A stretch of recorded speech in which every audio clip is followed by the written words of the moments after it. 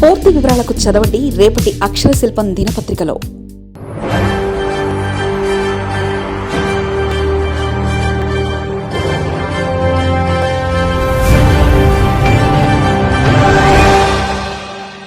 కేసుల నుంచి ఉపశమనం కోసమైనా జగన్ ఢిల్లీ మంత్రాంగం ఫలిస్తుందా?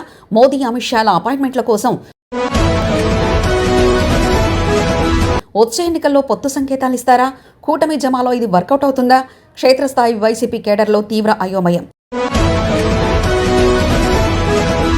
ఆంధ్రప్రదేశ్లో రాజకీయ సమీకరణాలు తలకిందులైన వేళ వైసీపీ అధినేత వైఎస్ జగన్మోహన్ రెడ్డి ఢిల్లీ పర్యటన చుట్టూ ఇప్పుడు ఆసక్తికరమైన చర్చ నడుస్తుంది. గతంలో ఆయన ముఖ్యమంత్రిగా ఉన్న కాలంలో ఢిల్లీ పెద్దల తలుపులు ఎప్పుడు తెరిచేవి ఉండేవి.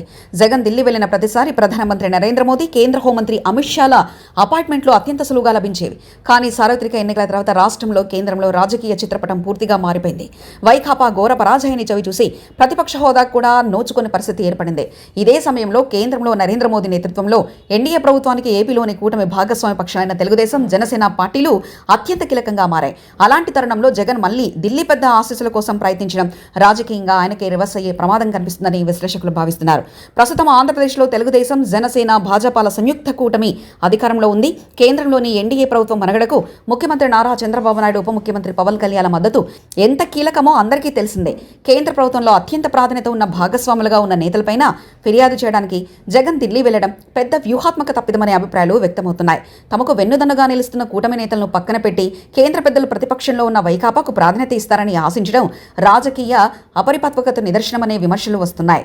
రాష్ట్ర ప్రభుత్వంపై కేంద్రానికి ఫిర్యాదు చేసినా దానికి పెద్దగా గుర్తింపు లభించకపోవడం జగన్ మరింత రక్షణాత్మక ధోరణులకు వెళ్ళక తప్పని పరిస్థితి ఏర్పడుతుంది.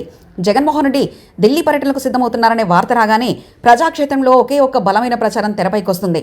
ఆయనపై ఉన్న సిబిఐ, ఈడీ అక్రమాస్తుల కేసులు, ఇతర న్యాయపరమైన విచారణ నుంచి ఉపశమనం పొందేందుకు కేంద్రంలోని భాజపా పెద్దల చుట్టూ తిరుగుతున్నారనే భావన ప్రజల్లో బలంగా నాటుకుపోయింది.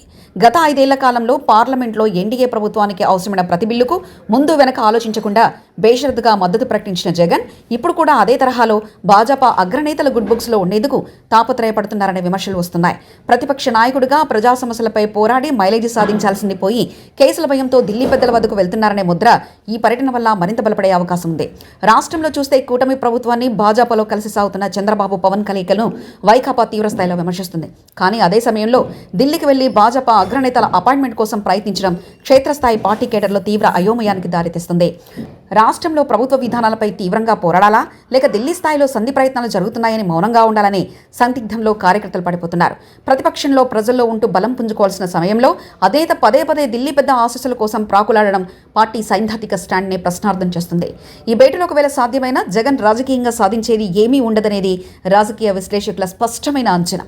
వైకాపాకు ప్రస్తుతం పార్లమెంట్లో లోక్సభ బలం నామమాత్రంగా మారింది. కేవలం 1-2 రాజ్యసభ స్థానాల మద్దతు తప్ప కేంద్రానికి వైకాపాతో పెద్దగా అవసరం లేదు. అలాంటప్పుడు కేంద్ర పెద్దలు తమ సొంత కూటమి భాగస్వామి అయిన చంద్రబాబును కాదని జగన్కు ఎలాంటి రాజకీయ ప్రాధాన్యత ఇవ్వరనేది జగమెరైన సత్యం. ఈ ఢిల్లీ పర్యటన ప్రయత్నాల వల్ల కూటమి నేతలకు ఒక మంచి అస్త్రం దొరికినట్లయింది.